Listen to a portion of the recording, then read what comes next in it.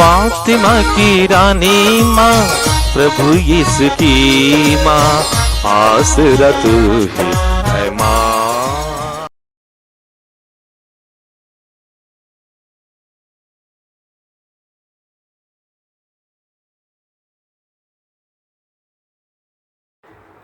पहला पाठ इफिसियों के नाम संत पौलुस का पत्र, अध्याय 4, पद संख्याएं 7 से 16 तक। मसीह ने जिस मात्रा में देना चाहा, उसी मात्रा में हम में प्रत्येक को कृपा प्राप्त हुई है। इसलिए धर्म ग्रंथ कहता है, वह ऊंचाई पर चढ़ा और बंदियों को ले गया।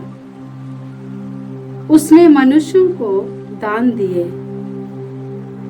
वह चढ़ा, इसका अर्थ यह है कि वह पहले पृथ्वी के निचले प्रदेशों में उतरा। जो उतरा वह वही है जो आकाश से भी ऊंचे चढ़ा, जिससे वह सब कुछ परिपूर्ण कर दे। मसीह ने कुछ लोगों को प्रेरित, कुछ को नबी, कुछ को सुसमाचार प्रचारक और कुछ को चरवाहे तथा आचार्य होने का वरदान दिया। इस प्रकार उन्होंने संतों को सेवा कार्य के लिए नियुक्त किया, जिससे मसीह के शरीर का निर्माण उस समय तक होता रहे जब तक हम विश्वास तथा ईश्वर के पुत्र के ज्ञान में एक नहीं हो जाएं और मसीह की परिपूर्णता के अनुसार पूर्ण मनुष्यत्व प्राप्त न कर ले। इस प्रकार हम बालक नहीं बने रहेंगे और भ्रम में डालने के उद्देश्य से निर्मित धूर्त मनुष्यों के प्रत्येक सिद्धांत के झोंके से हम विचलित होकर बहकाए नहीं जाएंगे। हम प्रेम से प्रेरित होकर सत्य बोले और इस तरह मसीह की परिपूर्णता प्राप्त करें। वह हमारे शीर्ष हैं और उनसे समस्त शरीर को बल मिलता है। वह शरीर अपने सब संधियों की सहायता से सुसंगठित होकर प्रत्येक अंग की समुचित सक्रियता से अपने परिपूर्णता तक पहुंचता और प्रेम द्वारा अपना ही निर्माण करता है। प्रभु की वाणी। ईश्वर को धन्यवाद। भजन अनुवाक्य। हम आनंदित होकर प्रभु के मंदिर चलें। हम आनंदित होकर प्रभु के मंदिर चलें। मुझे यह सुनकर कितना आनंद हुआ। आओ हम ईश्वर के मंदिर चलें। ए यरूशलेम, अब हम पहुँचे हैं। हमने तेरे फाटकों में प्रवेश किया है। अनुवाक्य। हम आनंदित होकर प्रभु के मंदिर चलें। हम आनंदित होकर प्रभु के मंदिर चलें। यहाँ इस्राएल के वंश, प्रभु के वंश आते हैं। वे ईश्वर का स्तुति गान करने आते हैं, जैसा कि इस्राएल को आदेश मिला है। यहाँ न्याय के आसन संस्थापित है और दाऊद के वंश का सिंहासन भी। अनुवाक्य। हम आनंदित होकर प्रभु के मंदिर चलें। हम आनंदित होकर प्रभु के मंदिर चलें। जय घोष। हालेलुया। प्रभु कहता है, मैं नहीं चाहता कि पापी मर जाए। मैं चाहता हूँ कि वह पश्चाताप कर जीवन प्राप्त करे। हालेलुया। प्रभु आप लोगों के साथ हो और आपकी आत्मा के संत लूकास के अनुसार पवित्र सुसमाचार। हे प्रभु तेरी महिमा हो। अध्याय 13 पद संख्याएं 1 से 9 तक। उस समय कुछ लोग यीशु को उन गलीलियों के विषय में बताने आए जिनका रक्त पिलातुस ने उनके बलि पशुओं के रक्त के साथ मिला दिया था। यीशु ने उनसे कहा, क्या तुम समझते हो कि ये गलीली अन्य सब गलीलियों से अधिक पापी थे, क्योंकि उन पर ही ऐसी विपत्ति पड़ी? मैं तुमसे कहता हूँ ऐसा नहीं है, लेकिन यदि तुम पश्चाताप नहीं करोगे तो सबके सब उसी तरह नष्ट हो जाओगे। अथवा क्या तुम समझते हो कि सिलोआम की मीनार के गिरने से जो 18 व्यक्ति दबकर मर गए, वे यरूशलेम के सब निवासियों से अधिक अपराधी थे? मैं तुमसे कहता हूँ ऐसा नहीं है, लेकिन यदि तुम पश्चाताप नहीं करोगे तो सबके सब उसी तरह नष्ट हो जाओगे। तब यीशु ने यह दृष्टांत सुनाया। किसी मनुष्य की दाखबारी में एक अंजीर का पेड़ था। वह उसमें फल खोजने आया, परंतु उसे एक भी नहीं मिला। तब उसने दाखबारी के माली से कहा, देखो, मैं 3 वर्षों से अंजीर के इस पेड़ में फल खोजने आता हूँ, पर मुझे एक भी नहीं मिलता। इसे काट डालो। यह भूमि को क्यों छेके हुए हैं? परंतु माली ने उत्तर दिया, मालिक, इस वर्ष भी इसे रहने दीजिए। मैं इसके चारों ओर खोदकर खाद दूंगा। यदि यह अगले वर्ष फल दे तो अच्छा, नहीं तो इसे काट डालिएगा। प्रभु का सुसमाचार।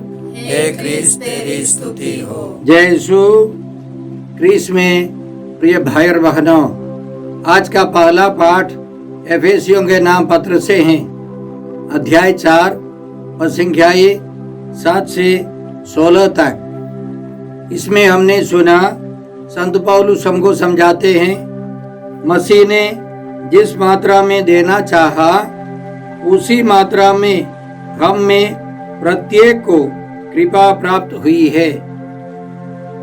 इसलिए धर्म ग्रंथ कहता है, वह ऊंचाई पर चढ़ा और बंदियों को ले गया। उसने मनुष्यों को दान दिए। वह चढ़ा, इसका अर्थ यह है कि वह पहले पृथ्वी के निचले प्रदेशों में उतरा। जो उतरा वह वही है जो आकाश से भी ऊंचे चढ़ा, जिससे वह सब कुछ परिपूर्ण कर दे। लेकिन स्तोत्र 68 पद संख्या 19 इस प्रकार है, तो ऊंचाई पर चढ़ा और बंदियों को अपने साथ ले गया। तूने मनुष्यों और विरोधियों को भी शुल्क स्वरूप ग्रहण किया, जिससे तो प्रभु ईश्वर वहां निवास करे। संत पौलुस कुछ शब्दों को बदलकर हमको समझाते हैं कि प्रभु यीशु ने हम सबों के लिए दान दिए हैं, इसलिए प्रभु यीशु उतरे हैं। 2 बार प्रभु यीशु उतरे हैं। संत यूहन्ना के सुसमाचार अध्याय 3 पद संख्या 13 में इस प्रकार हम पढ़ते हैं, यीशु खुद अपने बारे में बोलते हैं, मानव पुत्र स्वर्ग से उतरा है, उसके सिवा कोई भी स्वर्ग नहीं पहुंचा। एक बार प्रभु यीशु मनुष्य बनकर स्वर्ग से उतरे और यीशु अपनी मृत्यु के बाद पाताल अधोलोक उतरे।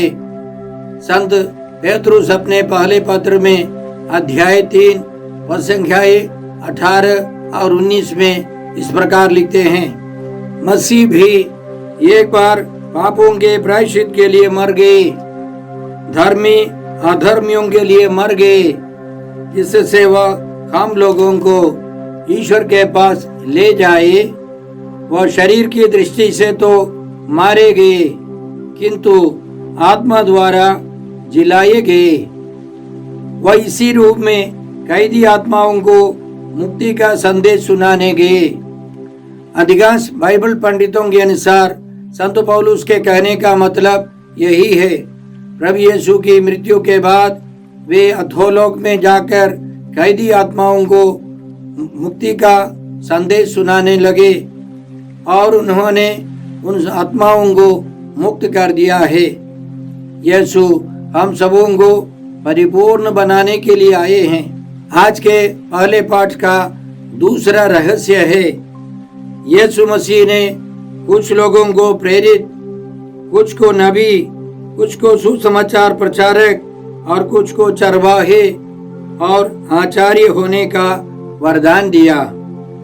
इस प्रकार उन्होंने संतों को सेवा कार्य के लिए नियुक्त किया, जिससे मसीह के शरीर का निर्माण उस समय तक होता रहे जब तक हम विश्वास तथा ईश्वर के पुत्र के ज्ञान में एक नहीं हो जाए और मसीह की परिपूर्णता के अनुसार पूर्ण मनुष्यत्व प्राप्त न कर ले, तो हम यीशु मसीह के समान पूर्ण मनुष्यत्व प्राप्त करें। इस मतलब के लिए प्रभु यीशु ने हम सबों को, कलीसिया के सदस्यों को अलग अलग वरदान दिए हैं।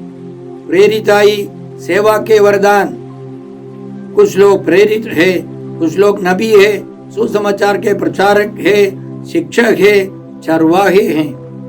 अपने शिष्यों के पैर धोने के बाद प्रभु यीशु ने एक नई आज्ञा दी। वह इस प्रकार है, तुम एक दूसरे को प्यार करो।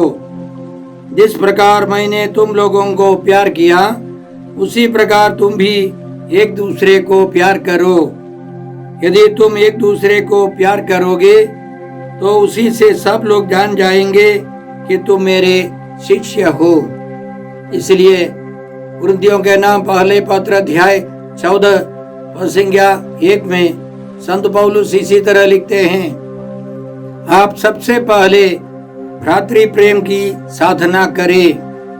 हमारी साधना भ्रातृ प्रेम की साधना हो।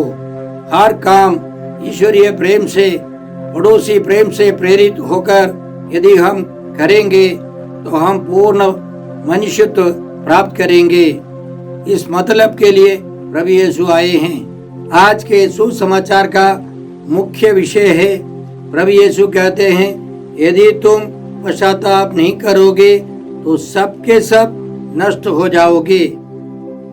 प्रभु यीशु के पास किसी ने खबर दी कि पिलातुस ने गलीलियों को मार डालकर उनका खून लेकर बलि पशुओं के खून से मिलाकर वेदी पर बलि चढ़ाई है किसी देवी देवता के लिए। प्रभु यीशु गलीली से आए थे।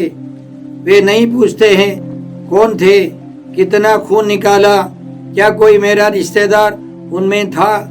यीशु उस घटना के बारे में कुछ नहीं पूछते हैं, लेकिन यीशु का कहना है, यदि तुम पश्चाताप नहीं करोगे तो सबके सब नष्ट हो जाओगे। यह हत्या है, यह भयंकर बुराई है। और यीशु खुद एक दुर्घटना के बारे में कहते हैं कि 18 व्यक्ति दबकर मर गए।